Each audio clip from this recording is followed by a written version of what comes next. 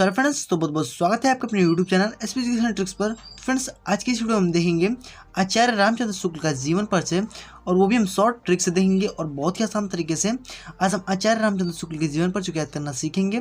तो अगर आप ये वीडियो शुरू से अंत तक देख लेते हैं तो आपको आचार्य रामचंद्र शुक्ल के जीवन परिचय में कोई भी दिक्कत नहीं रह जाएगी और आप बोर्ड एग्जाम में आसानी से इनका अगर जीवन परिचय आ जाए तो आप आसानी से इसको लिख लेने वाले हैं, और ये मेरी गारंटी है आपको। तो चलिए इसको आसान तरीके से समझते हैं। तो इसके पहले मैं आपको कहूँगा कि अगर आप हमारे चैनल पर सब्सक्राइब कर लीजिएगा, साथ में नोटिफिकेशन कॉल पर जरूर से क्लिक कर दीजिएगा, क्योंकि जब भी हम ऐसे और ट्रिक्स के वीडियोस अपलोड करेंगे सबसे पहले नोटिफिकेशन मिल जाए। तो चलिए देखते हैं आचार्य रामचंद्र शुक्ल के जीवन परिचय को याद करने की शॉर्ट ट्रिक। तो चलिए सबसे पहले हम जीवन परिचय देख लेते हैं। जीवन परिचय यहाँ पे तो देखिए सबसे पहले क्या है कि जन्म, ठीक है। सबसे पहले हमको इनका जो कि जन्म हमको याद करना पड़ेगा, ठीक है।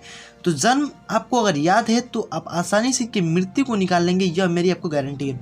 देखिए आप इनकी मृत्यु को निकालने का सबसे आसान तरीका क्या है कि जन्म तो आपको याद ही हो गया होगा कि 1884 ईस्वी, ठीक है।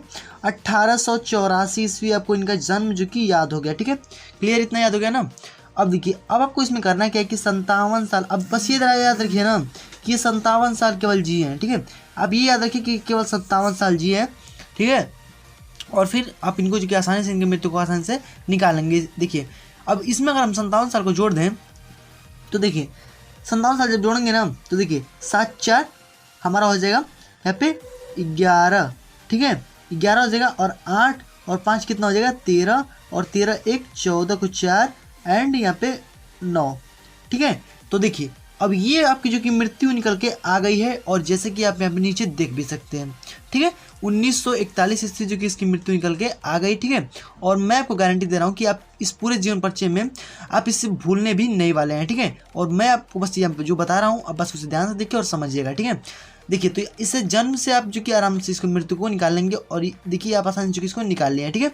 अब देखिए अब आता है जन्म स्थान, आपको याद करना है, ठीक है। मतलब कि जन्म में याद करना है, जन्म स्थान है, पिता का नाम, माता का नाम, इसी सबको जोड़ करके आप इसको देखिए जीवन परिचय को मैं आपको बताऊंगा कि कैसे लिखना है, ठीक है।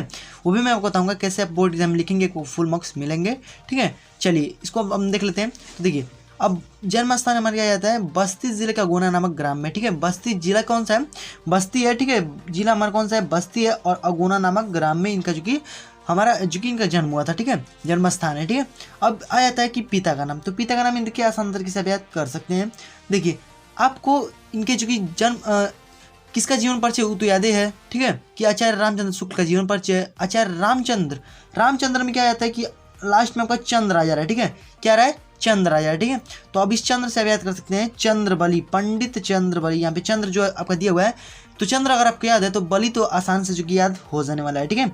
चंद्र आपको याद आ गया तो आप जो कि आसानी से मतलब कि आपका माइंड भी उससे पकड़ लेगा कि क्या होगा उसके आगे, ठीक है। आप बस उसको बस चंद्र को याद करेंगे तो बलि आसानी से जो कि याद हो जाएगा, ठीक है। तो इससे क्या हो जाएगा, पिता का नाम पंडित चंद्रबली शुक्ल, ठीक है, ऐसे हो गया। माता का नाम क्या है, विभासी, ठीक है। विभासी हो गया, कहीं विदुषी भी दिया होता है, ठीक है, यह विदुषी है, ठीक है। माता का नाम क्या हो गया, विभासी, ठीक है। और पत्नी का नाम क्या है, सावित्री देवी, ठीक है।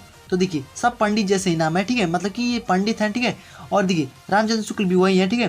तो अब देखिए अब सावित्री देवी हो गया हमारा इनकी पत्नी का नाम हो गया, ठीक है। अब देखिए इन्होंने उपाधि कौन कौन सी ली है, तो उपाधि इनकी क्या है कि यह इतिहासकार थे, ठीक है। काशी नगर पंचायणी, तो मतलब कि इन्होंने संपादन किया था इसका, ठीक है, इसका इन्होंने संपादन किया था, ठीक है।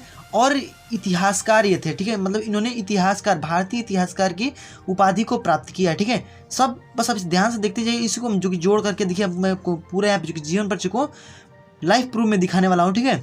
और देखिए अब आते हैं इनकी कृतियाँ। तो देखिए सबसे इंपॉर्टेंट जो कि मैंने कृतियाँ यहाँ पे लिया हुआ है, ठीक है, क्या है कि कृतियाँ में चिंतामणि, हिंदी साहित्य का इतिहास, त्रिवेणी आदि, ठीक है। ये जो कि 3 बहुत ही ज़्यादा महत्वपूर्ण कृतियाँ, और आपको बोर्ड एग्जाम में केवल 2 कृतियाँ ही पूछेगा, ठीक है, उससे ज़्यादा नहीं पूछेगा, ठीक है।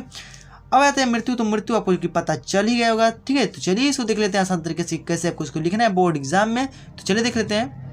अब देखिए आपको बोर्ड एग्जाम में लिखना कैसे है। तो देखिए सबसे पहले आप लिखेंगे यहाँ पे, आपको अगर इसका जीवन परिचय आ जाए तो आपको लिखना है सबसे पहले आचार्य रामचंद्र शुक्ल का जीवन परिचय, ठीक है। यहाँ पे आप का लिख लीजिएगा, ठीक है, आचार्य रामचंद्र शुक्ल का जीवन परिचय, ठीक है। या फिर आप लिख सकते हैं आचार्य रामचंद्र शुक्ल जीवन परिचय, ठीक है, इस तरह भी आप लिख सकते हैं।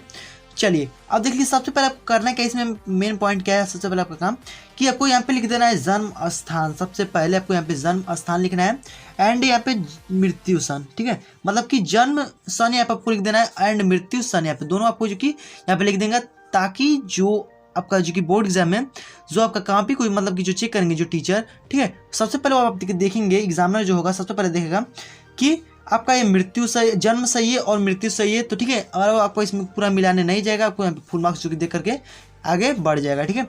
चलिए इस तरह से आपको पहले सबसे पहले यहाँ पे लिख देना है 1884 एंड 1941 ईस्वी, ठीक है।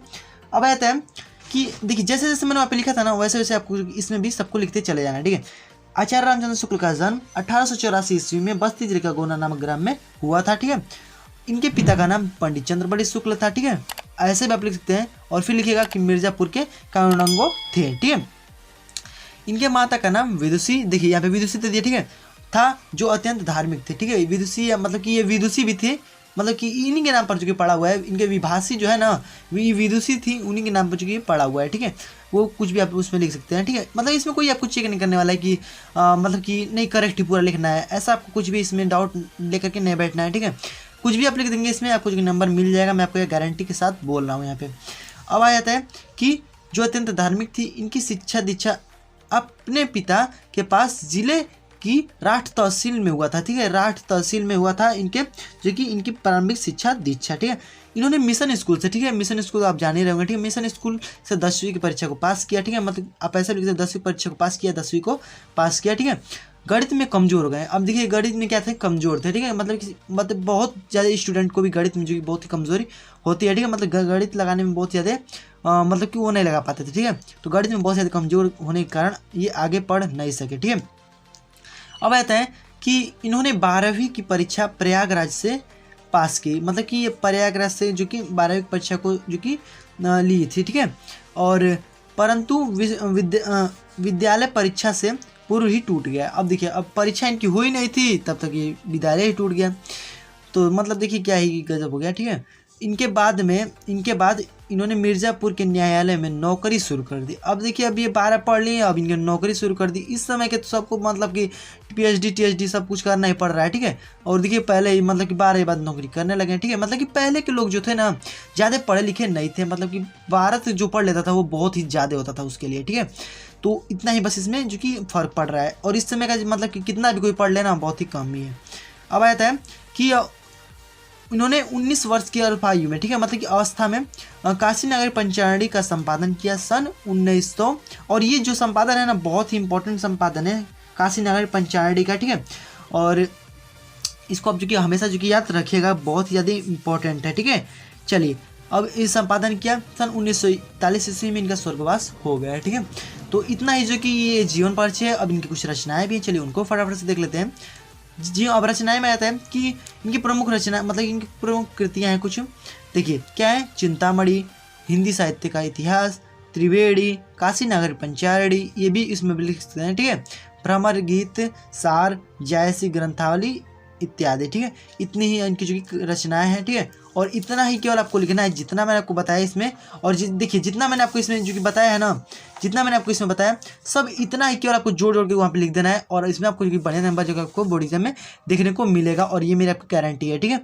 तो आई होप कि मैंने आपको यहाँ पे जितना भी समझाया आसानी से आपको समझ में आ गया होगा, और अभी से आसानी से बोर्ड एग्जाम में लिख लेने वाले हैं। तो फ्रेंड्स आई होप कि आपको हमारी वीडियो पसंद है, अगर पसंद है तो लाइक कीजिएगा एंड अपने दोस्तों में जरूर से शेयर कर दीजिए, ताकि सभी लोग इसको आसान तरीके से पढ़ सके और बोर्ड एग्जाम में कोई भी उनको दिक्कत ना रह जाए। तो फ्रेंड्स अगर आप हमारे चैनल पर सब्सक्राइब कर लीजिएगा, साथ में बेल आइकन को प्रेस कर दीजिए, क्योंकि जब भी हम ऐसे और ट्रिक्स के वीडियोस अपलोड करेंगे सबसे आपको नोटिफिकेशन मिल जाए। तो फ्रेंड्स मिलते हैं इस नेक्स्ट वीडियो में, तब तक के लिए गुड बाय, जय हिंद एंड वंदे मातरम।